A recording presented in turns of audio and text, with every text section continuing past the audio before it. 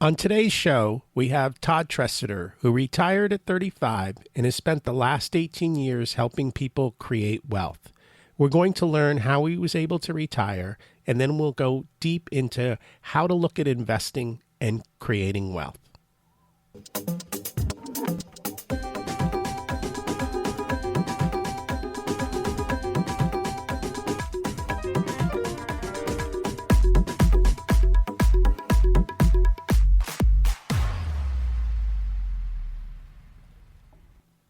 Welcome to Richer Soul, your journey to a more purposeful, intentional, amazing life. Where are you going to go and how are you going to get there? Let's figure that out together. At the core is financial well-being to be able to do what you want, when you want, how you want. It's about personal freedom and abundance. That's what we're going to talk about today. Let's meet our guest. Welcome to Richer Soul. Today we have Todd Tresidder from financialmentor.com. Todd retired at the age of 35 and has been giving back through Financial Mentor ever since. Welcome to Richer Soul, Todd. Thanks for joining us today. All right. Thanks for having me on the show, Rocky. I just want to start kind of at the beginning. We always like to go back and see how people grew up and the path that they took to get where they are. To be able to retire at age 35, you must have had a massive head start. You must have been handed that silver spoon and the perfect childhood. No. There's definitely no silver spoon. I didn't have a horrible childhood. I mean, I had good parents and everything. You know, there's always the parental mistakes and things I disagree with. I wish had been different. But, I mean, it wasn't horrific. There wasn't any abuse or anything. There wasn't poverty. I wasn't rich. I definitely no silver spoon in the mouth. I worked my way through college. You know, I came out with student loan debt. So I came out with a net worth less than zero. I wasn't a trust fund baby. I wasn't gifted anything. So I started out with less than zero, and 12 years later, I was quote unquote retired. You know, if you could see me, I'm putting air quotes around it because people have a lot of misunderstandings about what retirement is. But that was a long time ago. I mean, if people could see me, I'm gray haired and all that. So that was over 20 years ago. Wow, that's amazing. And we'll talk a little bit more about that journey. So you come out of college, you've got a little bit of debt, like so many people. And if I remember correctly, you got a great job with a major Fortune 500 company, HP. How did that work out for you? I got fired for all the right reasons. It was an interesting story, right? So I'm unemployable. I've always been an entrepreneur all my life. Even my resume looked awesome, but it was because of my entrepreneurial sense coming out of college. So like, you know, at campus, I was the ASUCD business manager, which meant that I ran the campus businesses for the associated students, you know, so all the local businesses on campus, I was in charge of them. I probably could have the controller position if I wanted it. I was very politically connected in the sense that I ran the campaigns that got 2 consecutive presidents elected on campus. And again, for me, it was just a marketing experiment, right? I looked at the sheer number of votes, which wasn't very many, and I figured out a marketing angle in which we could get more votes than that and got people elected. And it took a political party that really cares politically 2 years to figure out how to beat us. So I got 2 years in a row. And of course, that gave me political favor in terms of running campus businesses and all those things. So anyway, I had an impressive resume. I had been an entrepreneur all my life. And my first job out of college, I got hired straight out of college by HP. And I was put in a city sales office. And they had a huge problem with their contracts division. They were behind by literally millions of dollars. And I went in and I turned it around. Something that they had problems with for years, they hadn't been able to fix. And I turned it around in 6 months and I got fired for it.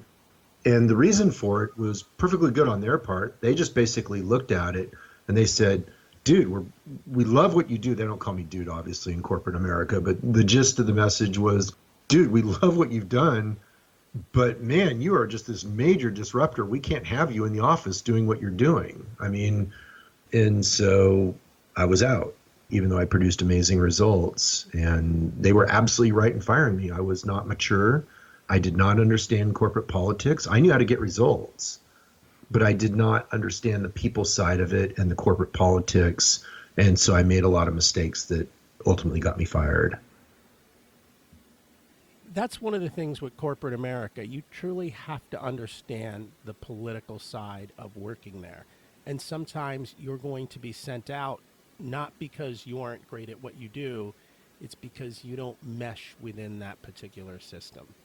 And I know that's something that I've butted heads with for years as well. I think a lot of people have that type of a struggle in dealing with that type of an environment. Yeah, and I mean, I was an immature kid coming out of college. I mean, I could probably do better with it now. I'm still a results-oriented guy. I mean, as an entrepreneur, you've got to be right, you know? And so, but I could do a lot better with it now. I have at least an awareness. Back then, I was really clueless and I made mistakes and I got fired for it. You know, but it's a fun story in the sense that I made I made them millions of dollars and I got fired for it all in 6 months. And that is an amazing story. Yeah. And I think people need to hear those types of things. So you get fired. How do you deal with that mentally as you said, a young, immature person? It was interesting. I remember going home to the place where I was renting. I didn't like what I was doing anyway. I sometimes wonder if I was purposely sabotaging it. I would go to a Grateful Dead concert one night, and then the next morning I'm on the freeway in a suit and tie heading to work in a traffic jam. It's like you couldn't be more conflicted, right? I'm sitting there going to work just like looking at this, and I've got the Talking Heads song playing in my head like, this is not my beautiful wife. This is not my beautiful life. This is not my beautiful, you know that song? I know it very well. Yeah, and it's like I got this going on like I am just a foreigner in this world that I'm living in. I don't belong here. So in some ways I feel like I probably blew it up myself. I think it's a mix of things. And so what my passion was and what I was really into, so I would work the corporate job during the day, and at nights I'm reading finance and investing books like What a Dweeb I Am, right? I'm reading all these finance and investing books because I just got this crazy passion for figuring out this stuff. And so when it blew up, that's the direction I went. In some ways, I almost think I intentionally blew it up. But originally my plan was I was going to work corporate America, you know, major Fortune 500 company, get the work experience, and then go back and get my MBA. And, you know, that got all derailed, and I never went that route. So I know a lot of my listeners are kind of in that same situation that you were then, and they've been there a lot longer. Oh, I'm sorry, I never answered your question. So I went home to my place, and I remember looking in the mirror. And it was very upsetting. I'm not going to kid anybody. You know, getting fired, your first job out of college when you're like the superstar all the way up to it. I mean, I had always succeeded. Failure is not part of my game. I mean, everybody makes mistakes, but that was a full-on failure. That's my first job out of college, and I was fired. I mean, yuck. I remember looking in the mirror, and I thought, dude, you're either really good or you just really blew it. You're either playing at a different game or a different level, or you just really blew it. And the only thing that's going to determine is what you do from here. So you better kick some serious rear going forward, because this was a big setback if you don't turn it around in a big way. So anyway, that's what I said to myself in the mirror as I was looking in there after getting fired. It was like, whoa, this is not part of the game plan here. And we talk about that a lot in the mindsets. And I tell people the biggest obstacle in your path to success is the reflection in the mirror, yourself, what you tell yourself and how you overcome that. And it sounds like you did a very good job of overcoming that. I just knew that I was at a crucible point, because if I got in a pattern of blowing up, not good things were going to happen. It wasn't going to be good. I had to put that job as something that was a cute, fun story, which is what it's become now, obviously. But I had to get to a point that that's what it became. So in some ways, it kind of lit a fire under my rear, too. And so you lit the fire, and what did you do next? So I went up to Sea Ranch, California. My parents were building a house up there. And I paid my way through college doing construction. I used to be an auto mechanic. This is something a lot of people don't know. I was going to be a diesel auto mechanic for my career. The only reason I went to college, but I always got straight A's, right? But I loved working on cars, and, you know, I had kind of an engineering mind and all this. And I had hot cars and motorcycles when I was a high school kid. And I was going to go off to diesel auto mechanic school and have a career as an auto mechanic. And I remember my dad, but I had applied to UC Berkeley, and I had pretty much straight A's. I don't remember what my grade point average was in high school, but in college I graduated with 3.7. And so I applied to some colleges, and I applied to UC Berkeley, and they said basically, yeah, you're totally qualified. we're just oversubscribed. And so basically you've been admitted, but you have to go to another campus. And so this is your redirection form. Pretty much all you got to do is check off the box and you're in that campus. And being the incorrigible little kid that I was, I said, oh, screw it. If they don't want me, I don't want them. And I was going to throw it away, right?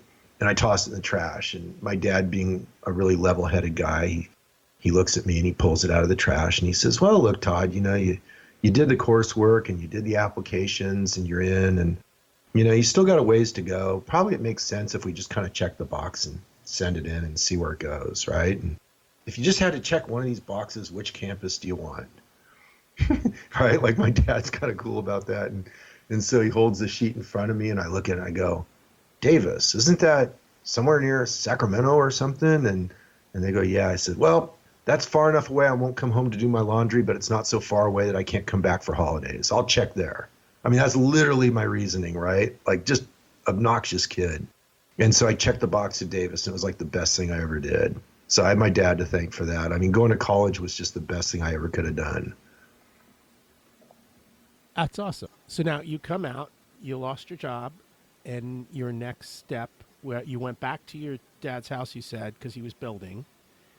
And what happened? Yeah, so I'm building a place up in Sea Ranch, California, and I'm still studying finance. I'm just basically kind of killing time and recouping. And so I'd always done construction. That's where I got off on that sidetrack. Sorry. I'd always done construction. That's how I paid my way through college and all that. I fell into a relationship where I ended up meeting this guy that was launching a hedge fund. And when he found out what I was studying and what I was working on, it was exactly what he was working on. And so it was just kind of one of those serendipitous moments. And so I started working with him. And you guys started a hedge fund together. Well, he had already started it, and it was a very unusual thing for the time. So I have to take you back in time. IBM's coming out with its first models of PC back with the 8088 processor. It's slow as snails.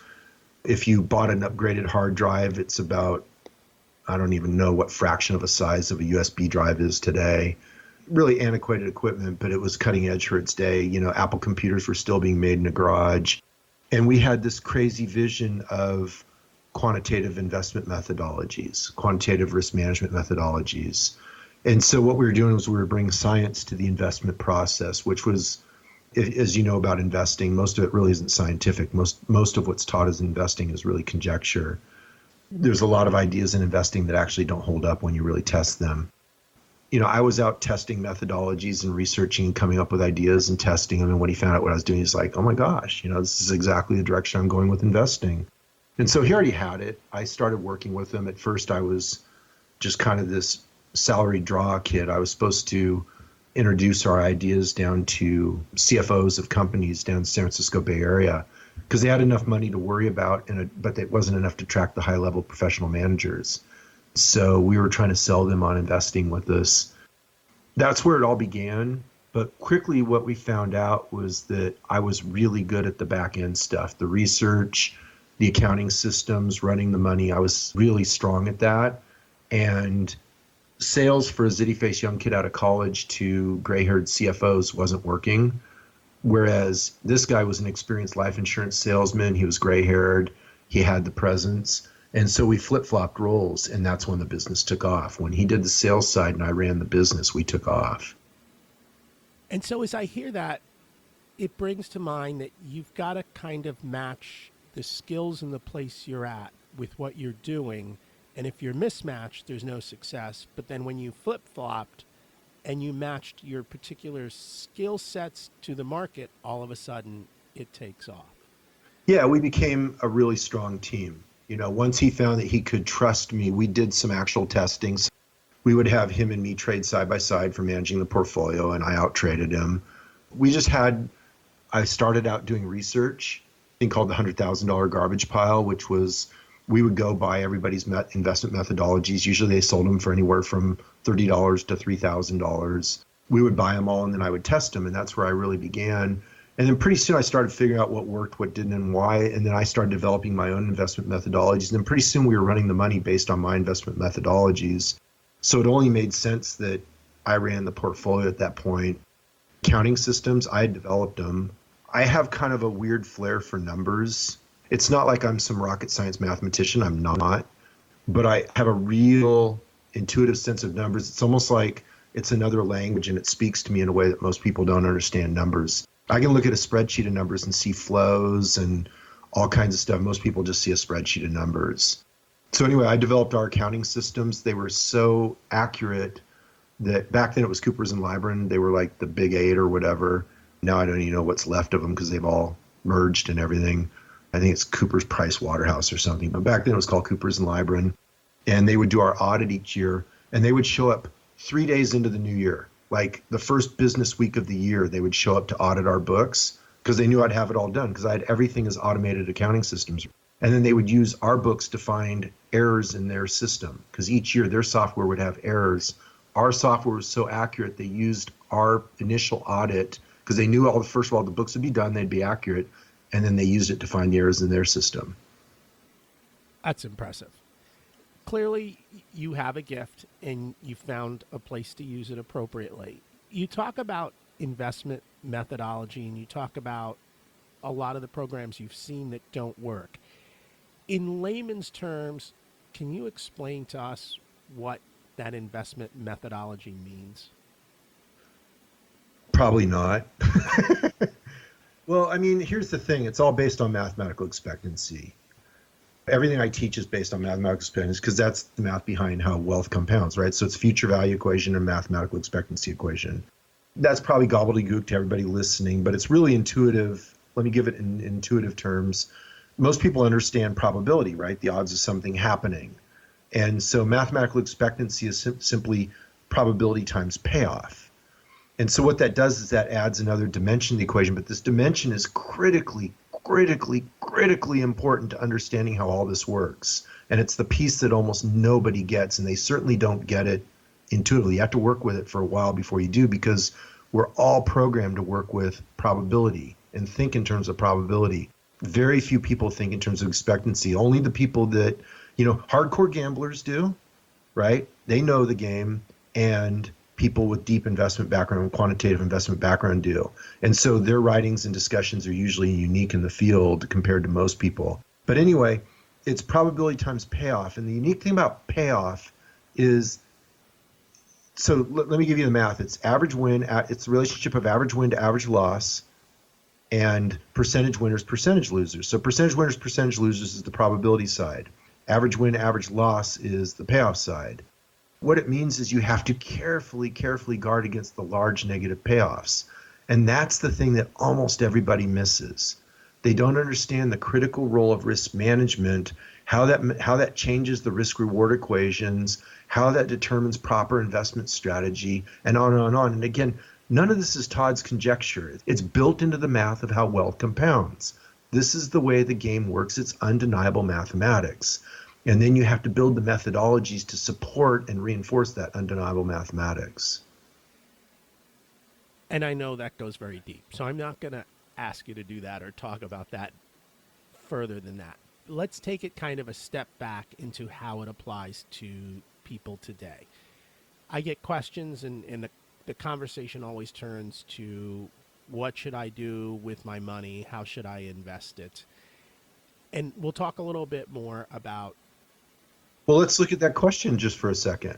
Where should I invest my money, right? You get it all the time. I get it all the time, right? Yes. Okay, so what's the underlying premise of that question? It's that there's such a thing as a good investment. So their focus is on investment product.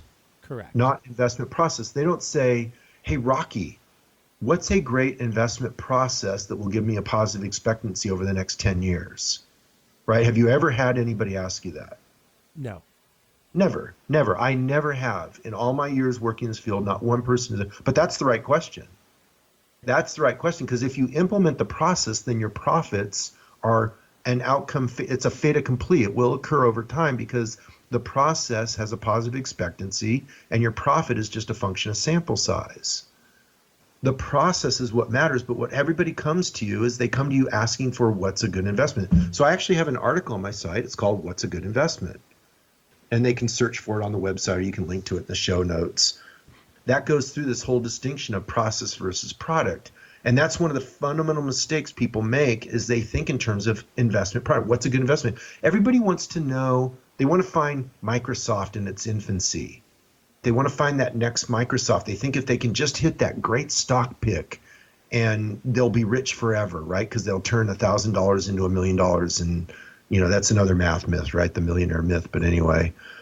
That's a lottery mentality in a sense, You take a chance. The only people who got rich on Microsoft were Microsoft employees because they had enforced holding period.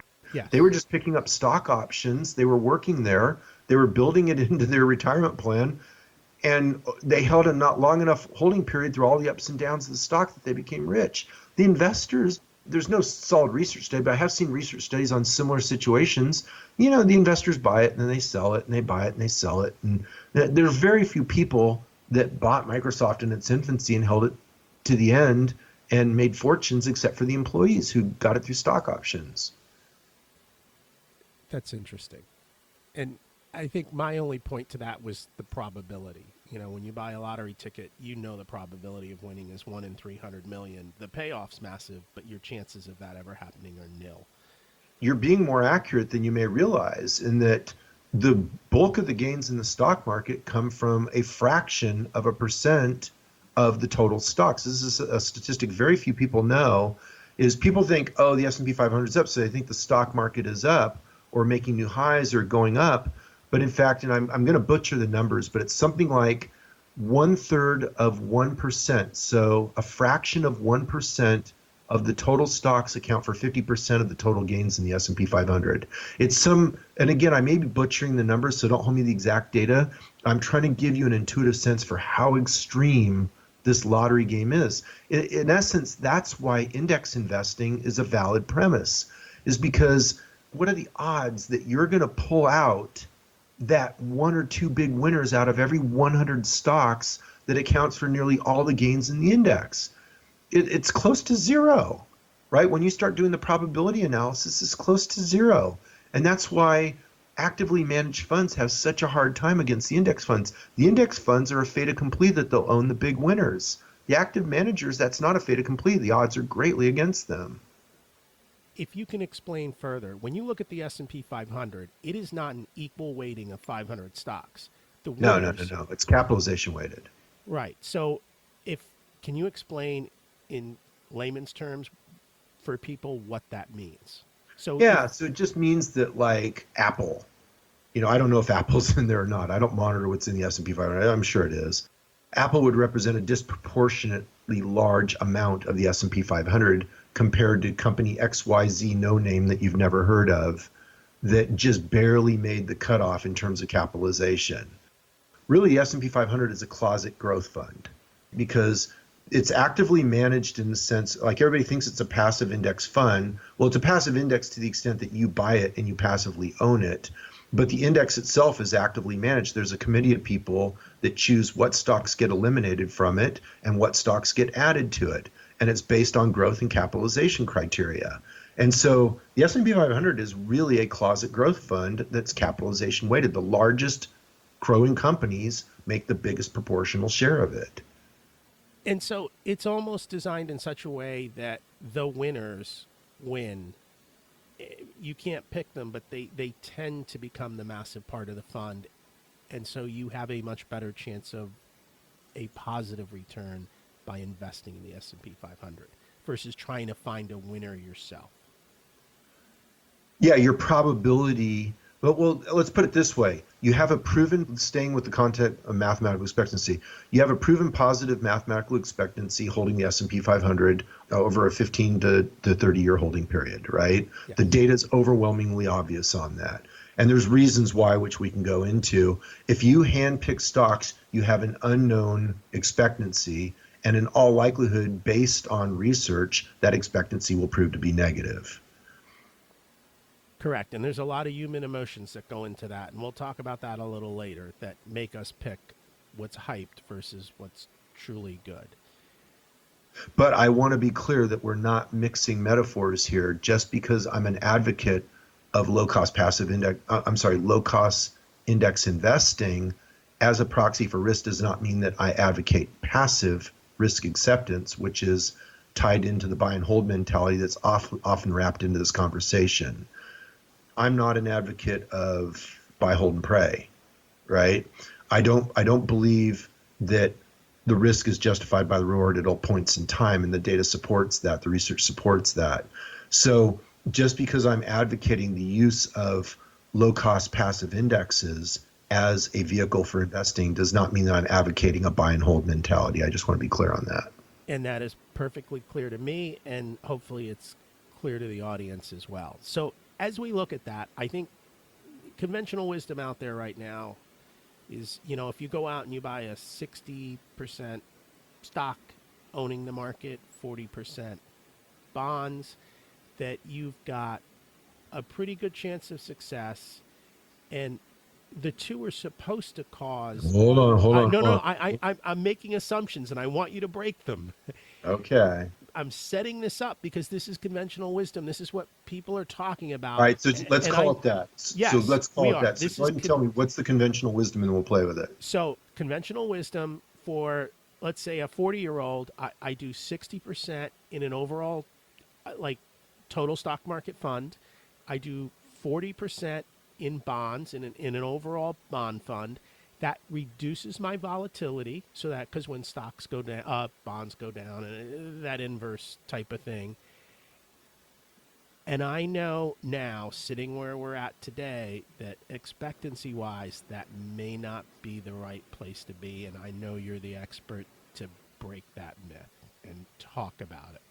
All right, well, there's two things in there, right? One is you've got the expectancy of a 60-40 portfolio and how it relates to interest rates and valuations at the time. And then the other thing you've got in there is that stocks and bonds move inversely, and therefore they provide diversification benefit. Let's start with the inverse move of stocks and bonds.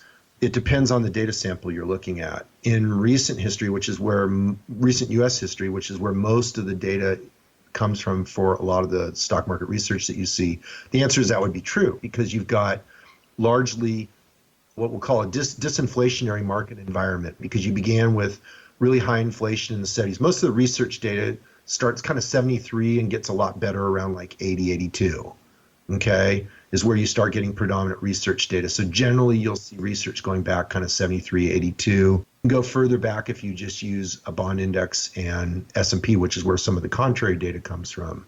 But anyway, let's stay with kind of 73, 82 period. That's what we'll call a disinflationary environment. So you had the inflation already established, you had relatively low stock market valuations, so you had a tailwind from that period to, as we record this, which is the beginning of May 2017, you had a tailwind in both valuations and interest rates, right?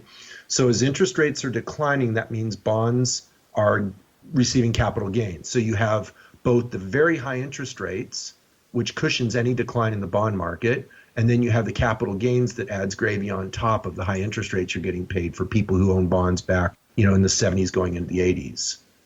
And then they carried them through to current data analysis, which is what a lot of this is premised on. Then you had a disinflationary environment where, beginning with Greenspan and going forward to the current regime, every downturn was battled with declining interest rates. The government would lower interest rates and throw liquidity at it. And so that would cause bonds to rise in value just during the bear market, which is when stocks are declining in value, which is where a lot of the belief comes around a couple popular models. One is called the Fed model, which relates proper valuation for the stock market to interest rates, prevailing interest rates. That only holds up from kind of post-70s data. Prior to 70s, doesn't hold up well. And then the other one is the inverse correlation of interest rates to stocks. That again holds up really well, kind of post-70s, 80s forward. But prior to that, it does not hold up well. You can find prolonged periods where stocks and bonds, where they moved in a correlated fashion, they moved in conjunction with each other. And so that's one of the first myths that goes on in there. It's kind of dependent upon market environment, and it's not just the proverbial truth that they provide high diversification value. So that's the first myth. The second one is that stocks and bonds, a diversified portfolio of stocks and bonds, particularly if you add international, can reliably have a positive expectancy.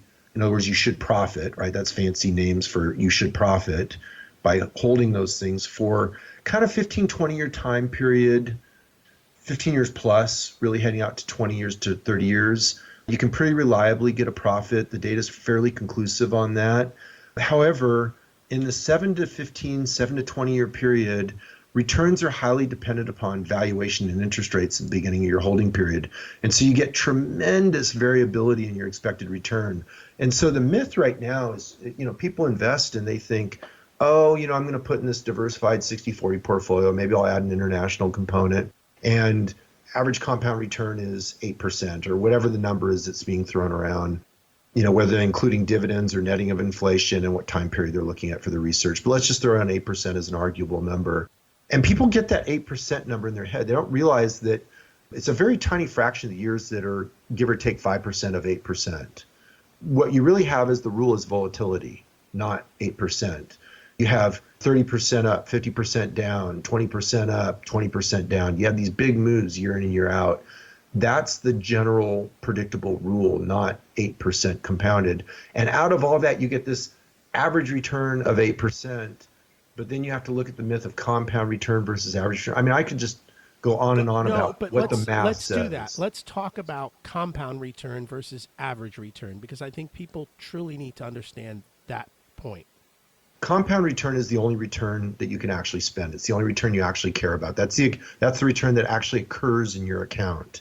But what you get quoted a lot in the investment world is average return, which is a statistical fiction. It doesn't actually exist except from a statistical sense.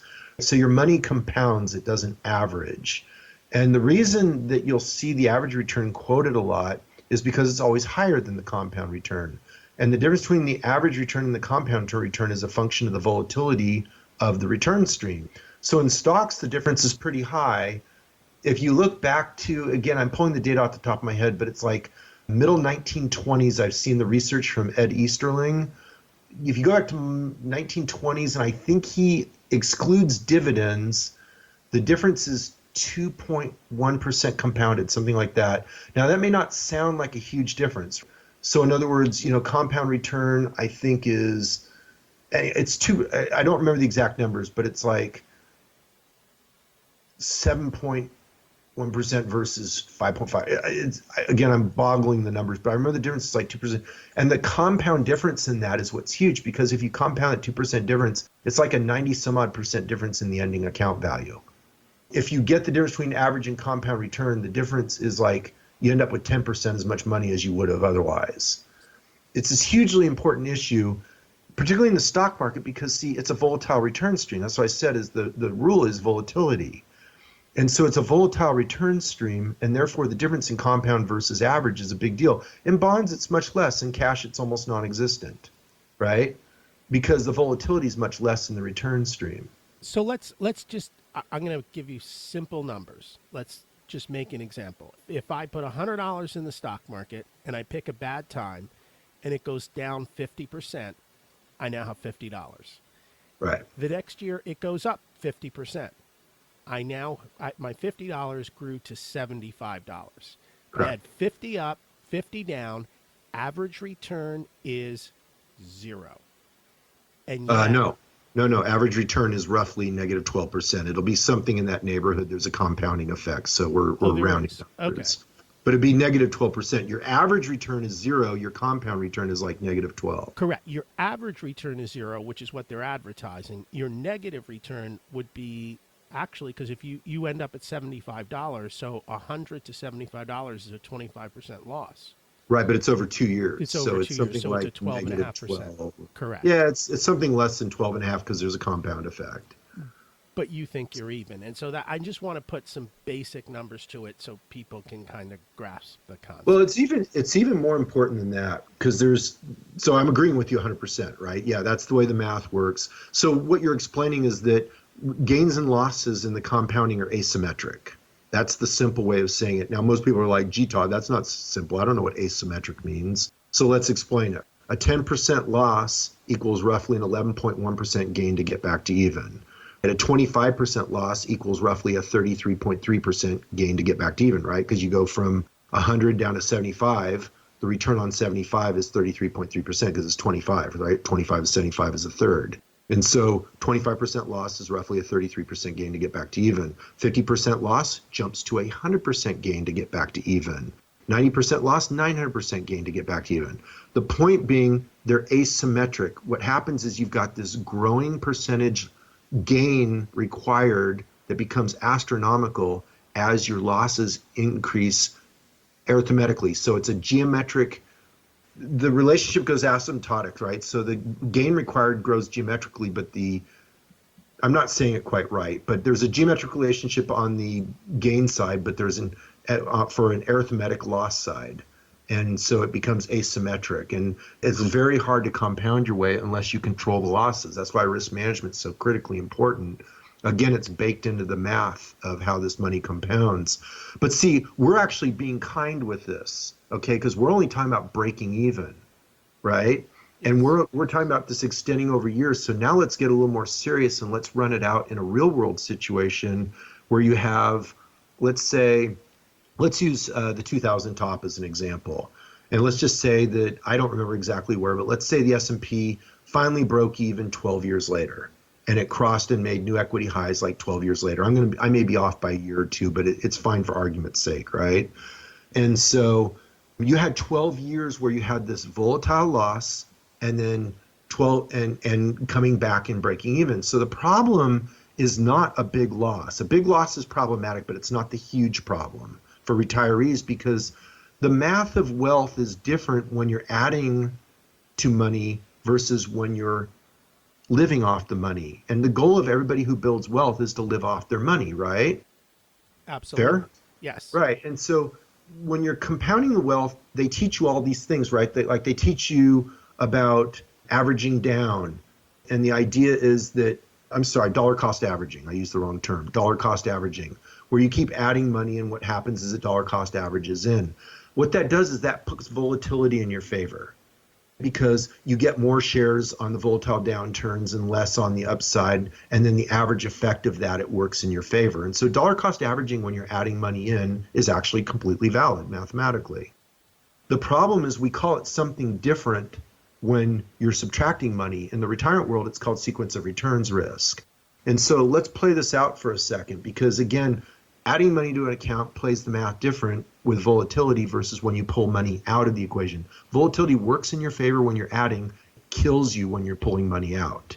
And so what that means is when you get a volatile downturn, yes, volatility is a problem, but when it occurs over time, it's absolutely destructive if you're living off your portfolio, because the market may break even, right? Buy and holders are correct. The market will break even if you hold it long enough. And it always comes back, right? The term is, it's not timing of the market, it's time in the market. And there's all these cute little slogans for it. And they're absolutely correct, right? It's absolutely valid.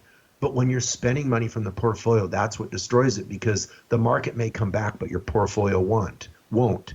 So let's use the example of 2000 to 2012, and let's just assume the market broke even in 2012. So you got 12 years. Let's say you use the industry standard 4% rule. So 4%, 12 years, before even volatility adjusted, it's a 50% drawdown, right? So, and the 4% is your safe withdrawal rate that everyone quotes for what you do in retirement. Right, and without going off on a big tangent on 4% rule, you don't need to. What it is it's actually close enough to real to be used as a benchmark. And the reason for it is it's a very pessimistic number using very optimistic data and research assumptions. And so as a result, it is actually a meaningful benchmark, surprisingly, even though it's an industry standard number, right? Because most industry standard stuff actually doesn't really work that well. But this one is something that is arguably useful. And so we'll just use it for sake of argument without going too deep down the rabbit hole. And so you got 4% rule, you spend 4% inflation adjusted, you're going to spend in excess of 50% before you even adjust for volatility in the portfolio. Because if you're spending 4% from a portfolio half as large, you're actually spending 8% of the value of that portfolio, right? And so before I even adjust for volatility, you're going to draw down something in excess of 50%. Let's just call it 60% for sake of argument. And so the S&P 500 may be coming back to break even in 2012, 12 years later. Your portfolio is going to be down to like 40% of its value, though. You're going to be nowhere close. So the S&P came back, the market came back just as advertised, but your portfolio won't. And then worse yet, you're going to compound off that lower number. And that's where you really get into trouble, because now your assets aren't large enough to support spending from that lower number. And again, this is just, this isn't commonly taught, but this is the way the math works. This is just science. Absolutely. And I think it's important that people start to understand these things and learn about them and start to think about them going forward. And especially because if we look at today, we are in a situation of high markets for both stocks and also a high market for the bond fund. Yeah, yeah. I'll just put slightly different words on. I'm agreeing with you. I'm just going to give it a slightly different twist. So you're Sure. at historic high valuations in the U.S. stock market. Not all stock markets, right? Because international markets, that's not necessarily true. There's some well-valued international markets. But valuations in the U.S. stock market is at historic highs. And by that, I don't mean it's the highest ever. 2000 won that award. But it's right up there. It's a who's who of the worst times to invest right now. The only times higher in valuation were the final top in 1929. It barely peaked over this, and the 2000 top.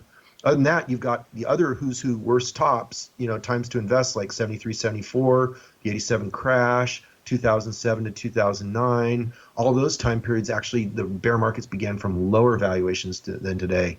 And there is a distinct relationship between valuation beginning the holding period and expected return over a 7 to 15-year time horizon.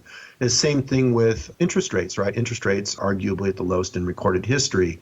And so the unique thing about right now that a lot of people aren't talking about is that usually when you have high market valuations, you don't have the same situation in bonds to where normally you can get some positive expectancy out of bonds to cushion the downside in the stocks.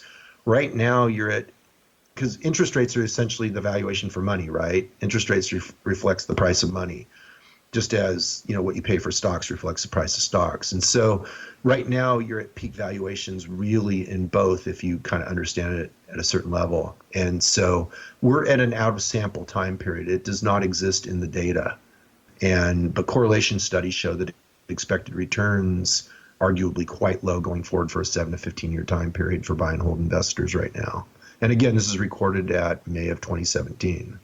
And I think there was something that just came out, John Bogle, it said pretty much the same thing. He said going forward, don't expect much more than about 4% in the stock market, which is clearly not what we've experienced these past 30 plus years. So Right. What he's not adding to that is that you should also expect historically high volatility too.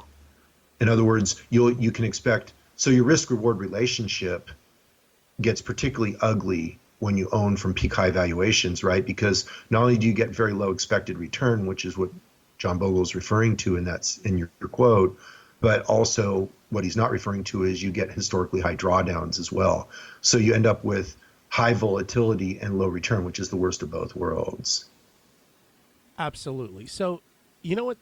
This is, I think, unless you've got something to add, I think this might Well, I be. do Go want to ahead. add one thing. I always want to give a caveat here.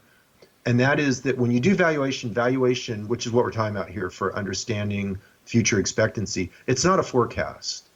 Even though it sounds like we're forecasting, all we're doing is quoting statistical outcomes that are expected with high confidence. That doesn't mean that you know the path to get there. And so I want to be really clear on that. The stock market could double from here and it wouldn't invalidate the conclusion. All it would mean is it went to even higher valuations and the ultimate decline will be even larger. In other words, once you go mean reversion, there's a principle in market valuation, which is mean reversion. Once you go beyond a certain threshold in valuation, you're essentially on borrowed time, that anything you gain, you will ultimately give back. And again, because mean reversion will assure that there's business principles why valuations have, obey certain boundaries, but it doesn't mean that those boundaries are inviolable. And we saw that in 2000, right? So for example, the boundaries got violated in 1998. That's when valuations exceeded the Great Depression highs, right? The go-go period of 1929 highs. And then they went on and the NASDAQ doubled and doubled again. I'm being loose with numbers, but basically just to point out how far this stuff can go wacky before it mean reverts. This is not a forecast of the exact path. This is just stating what the ultimate outcome is from the perspective of 7 to 15 years down the road. You could still have a big bull market between now and then. It wouldn't invalidate this conversation. It just means it has further decline in order to mean revert. Absolutely. The second half of this is we've talked all about numbers and math up to this point. But there's another major part of this equation that we haven't even touched on, and that's people and their mindsets and how they behave during these different things that occur. So when the stock market flies high, everyone seems to jump in and buy. When the stock market tanks, everyone seems to sell out and run, which is kind of very different than what we do at the stock market, in the supermarket. When the price of bread goes high, we don't all run out and buy more bread. We go, that's kind of silly. When the price of bread goes really cheap, we all run out and buy more bread because it's cheap. Hey, we can get some more. There's these weird human behaviors that kind of exist out there. And I've learned them because I've done all the wrong things. And that's how I learned, by selling at the bottom and buying at the tops. What has been your experience in dealing with people? It maybe, I'm not sure that you have it, but in these types of situations. Well, yeah, I mean, first of all, cheap bread doesn't scare people, right? Cheap bread, it's like, woohoo, it's a good deal. Cheap stock scares people. Why? Because they're losing money. You don't lose money when bread gets cheap, unless you're a bread manufacturer, right? You lose money when stocks get cheap because you have a portfolio of them, and as they get cheap, your net worth drops. And so, cheap bread isn't driven by fear and greed, whereas cheap stocks are driven by fear and greed, or stock prices are driven by fear and greed.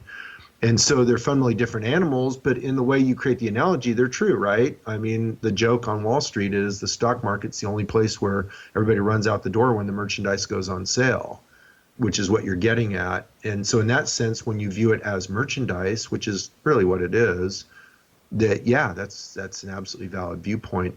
It costs money. It costs you money, right? It's just common sense that if you buy good valuation, you're going to get higher return. The return equation for the stock market is three parts. It's dividends plus economic growth plus or minus change in market valuation. And so when you buy the stock market when it's cheaper, you get a higher dividend rate. Economic growth is relatively constant, so that remains a constant. And you get a plus component for the third part of the equation, which is plus or minus change in market valuation. Because if you buy cheap, mean reversion means that the plus or minus change in market valuation component will be positive. So that's why returns for stocks are higher when the portfolio is purchased at favorable valuations. Similarly, returns are lower for the exact opposite reason. When you buy the stock market when it's highly valued, you have low dividends, right? We see that today. Dividends are at historic lows. That's because stocks are at historic highs in valuation. Similarly, the economic growth is relatively constant. And then you've got the plus or minus change in market valuation for the third component of the return equation is negative. And that's because mean reversion from high valuations will give a negative component to plus or minus change in market valuation. The combination of low dividends, the same return expectation for economic growth, and then a negative component for mean reversion on market valuation tells you you're going to get lower returns from high valuation. So again, these things are just common sense. It's built into the math of how all this works. It's just, undeniable fact. And so, running out the door when the merchandise goes on sale is not so smart. But yet, it's hard to be rational when you're losing money, and it causes fear. And so that's what people do, and it hurts them. It does. I know. I've lived through it. So, as everybody has, right? As everyone has, yes. Yeah, that's how you learn, and it's hard. But you got to get back up and get on the bicycle again. And you have to learn from your mistakes, and you have Correct. to get better at what you do. I mean, that's why you spend time doing research. That's why you learn how this stuff works, is so you're not susceptible to the same mistakes over and over again. So you've spent all this time, you did all this research, you were in the business, and then you retired at 35. What happened? What caused you to leave, and where did you go next? Well, I mean, ultimately I left because, and I didn't know it at the time, I just knew I wasn't happy. What it is I have a very high value on personal growth. And so I loved the hedge fund business when I was doing all the research and I was figuring out how the game worked. But once I understood how the game worked and I got it down to where we could consistently produce results, our hedge fund made money every year. I mean, I can go into the details of 1 year where the investors saw a fraction of 1% loss. There was a lot of reasons why, but the portfolio itself made money. It's just it didn't overcome the expenses. So we made money every year, consistent through, bull markets, bear markets, presidential assassination attempts, nuclear meltdowns, and every kind of debacle. It's not like it was just a rosy game. We made money every year. And so I got the game down pretty solidly. And I realized that if I continued on this path and continued doing this research and continued improving my methodologies, that I was just going to kind of be perfecting things. I was going to be getting fractions of a percent return. I would be spending the rest of my life trying to figure out how to make my rich clients, a percentage point or two more in their returns. And that just wasn't what I want my tombstone to read. I didn't want that to be what my life was about. I was fascinated by the markets when I was learning how they work. But once I understood it, I lost the fascination. And so that's when I, quote unquote, retired. We sold the company and I moved on. I backpacked around the world for 6 months. I'd always wanted to just live out of a backpack and travel around. What you'll find about me is I really love adventure in general, right? So like figuring out how the markets work, that was a huge adventure for me. Traveling around the world from a backpack, that's an adventure too. I did the John Muir Trail where I, hiked all those miles. Last summer, we went across Spain for 500 miles, hiked across Spain, did the Camino de Santiago. I love adventure, whether it's intellectual adventure, business adventure, or physical adventure. And that business no longer became an adventure. So that's when I moved towards, I kind of stumbled into building Financial Mentor, which is the business now. And that's an investment and retirement planning education business. So I teach advanced strategies in investments and retirement planning. And the reason I stumbled into it was, people were asking me, because again, this was, 20, 21 years ago when I'm not getting that right. I left the business in 98. So what is that? That's 18, 19 years ago that I quote unquote retired. And, I had a lot of people just ask me, like, how'd you do it? And they were doing all the same questions like you get, like, what's a good investment? They didn't even know the basis for how this works as a process and how you approach it as a process and what are the disciplines that create positive expectancy. And I just looked at it from such a fundamentally different world from how everybody else did. So I just kind of avoided the conversations. And one time my wife took me to task. She was really irritated. And she said, why don't you do something with all this knowledge you created? It worked for you. You know what you're doing, and you're just, you're avoiding it. And I was just like, well, okay. And so I kind of started Financial Mentor, and I always gave myself permission. I didn't really want to be a public figure. And I always gave myself permission if it, caused a lot of negative press or problems, because it's not conventional wisdom, that I would allow myself to leave. And quite the opposite has occurred. People have embraced it like, oh my gosh, somebody's actually explaining the way this stuff works. Like some guy's actually going through it and really helping us understand this stuff at a deep level. And people have really gravitated towards the message. So it's been very rewarding. That's awesome. And I've read your site and there's tremendous amount of knowledge on there. And anyone who goes there can read so much for free. And we'll talk a little bit at the end about some of the other offers that you have that you're offering people. You've spent a lot of time doing one-on-one coaching in the past. Yeah. With people. Uh-huh. What surprised you the most from the one-on-one coaching? I thought I made the same mistake everybody else does, right? I thought that if I just showed them how I did it, that they would all do the same, right? Stupid me, right? People are not computers, right? You can't just show them, the math of how this works, teach them basic investment stuff and think they're all going to go compound their way to wealth like I did. It's not going to work that way. I had to really understand that there's a human side to this that is half the equation, at least, if not more, probably more like 3/4 the equation.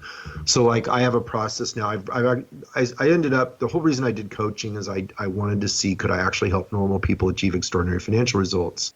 And I figured there's no better way to test this out than to get in the trenches with people, right? So the unique thing about coaching and working out your material in coaching, it's not insulated like, if I became a best-selling author. So let's say I write this best-selling book and I go up on stage and I speak and I'm on the speaker circuit and promoting this book and everything. You're highly insulated. You have no idea if your stuff works or not. It may sound really cool, but the only thing that tells you if it works is if real people succeed with it. And what happens is these guys all get testimonials showing it's really good because a certain percentage of people will resonate with a message and they'll succeed. But if 80% or 90% are failing with it, it's worthless.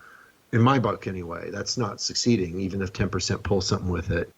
And that's just the 10% that randomly would happen to be at the right point in their life to where that message worked for them.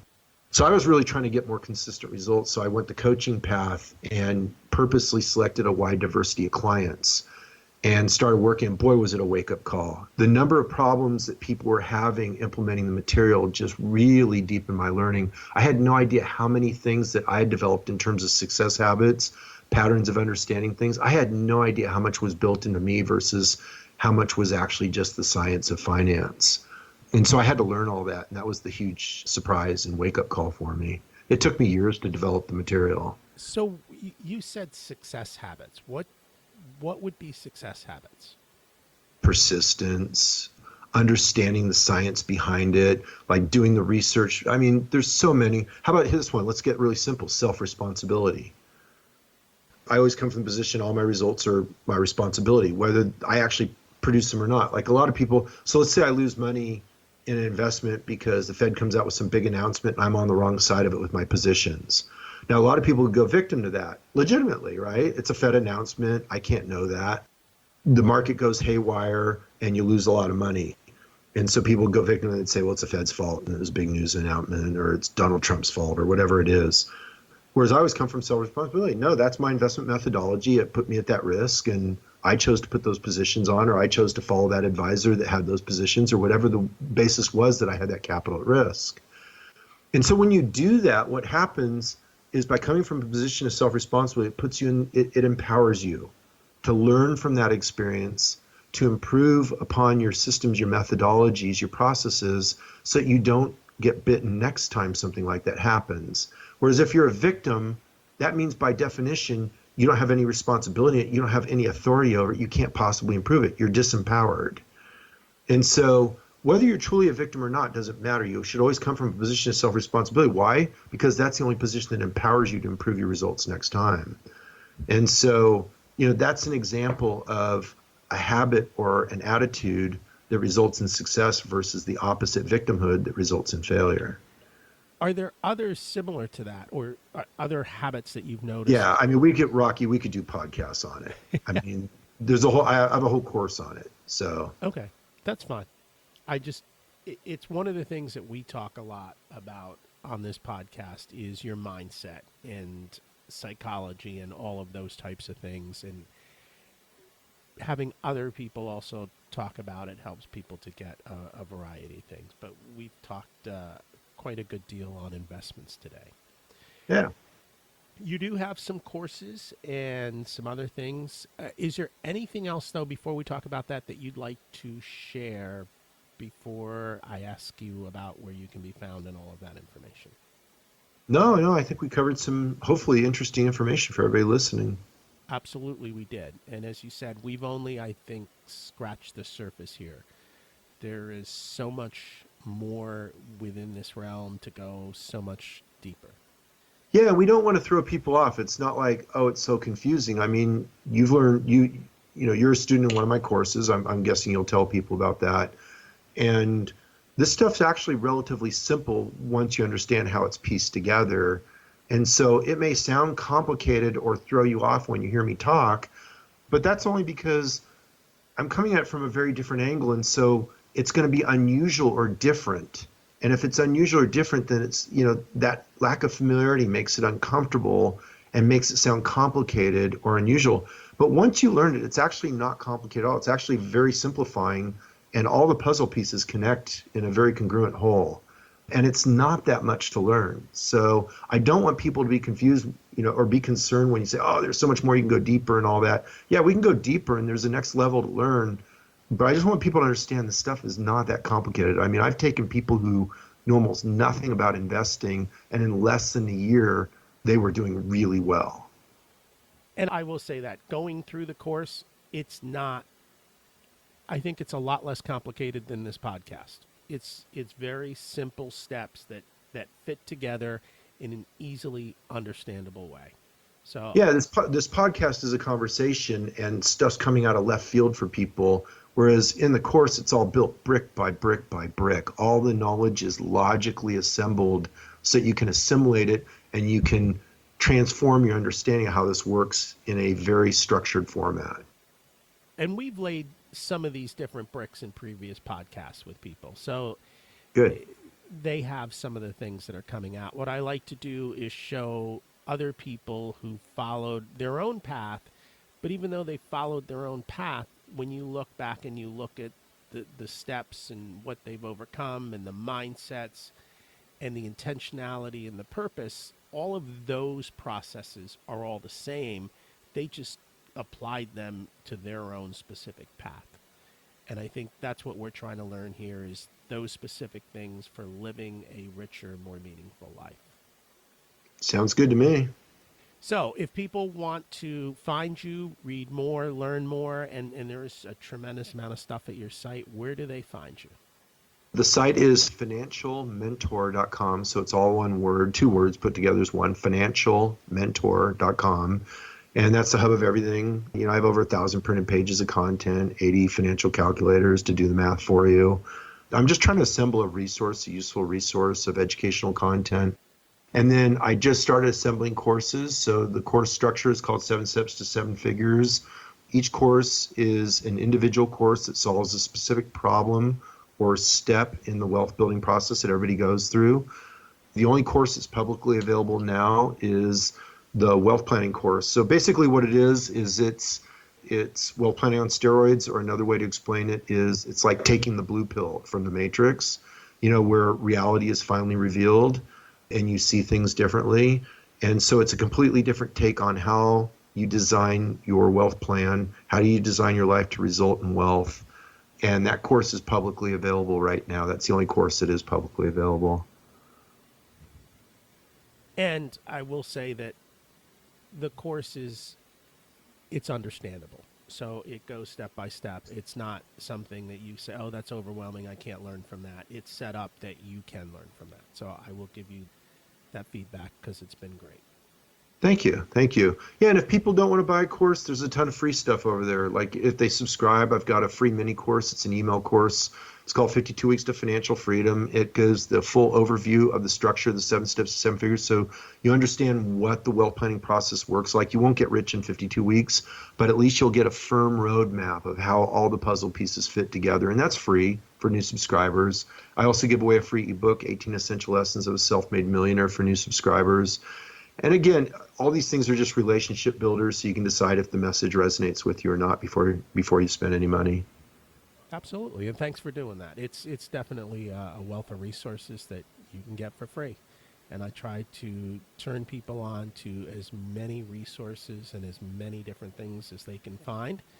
And being frugal, if they don't have to spend money on it, all the better. I enjoy that. Sounds good. Keeping costs down is another habit of the wealthy. You asked me about habits, right? Absolutely. Controlling costs and getting value for your money. That's a habit of the wealthy. It doesn't mean being cheap. A lot of people confuse it with being cheap. It's not cheap. It's getting great value. Absolutely. And I know that you and I share that, because I know in one of the things that I was listening, you actually canceled I think it was a subscription to Netflix. And here you are with wealth, and $10 a month is still not something you're going to spend if it's not worthy. And I did the same thing. I canceled my Netflix subscription long ago because I didn't find the worth in it. Yeah, it just depends on what you value and how you use things and whether or not it's generating the value or not. Absolutely. Well, thanks for joining us today, and I encourage people to check out all the resources that you have at financialmentor.com. Thanks for having me on the show, Rocky. It was good talking with you. We went quite deep with how to look at the process of investing versus what to invest in. I know some of this can be overwhelming to understand. However, with a little effort and the right sources, it becomes pretty easy to understand. I encourage you to learn more about investing. And if you have questions or comments, please reach out to me. It's Rocky@richersoul.com. If you've enjoyed this episode and know someone who might benefit, please share. Thanks for listening today.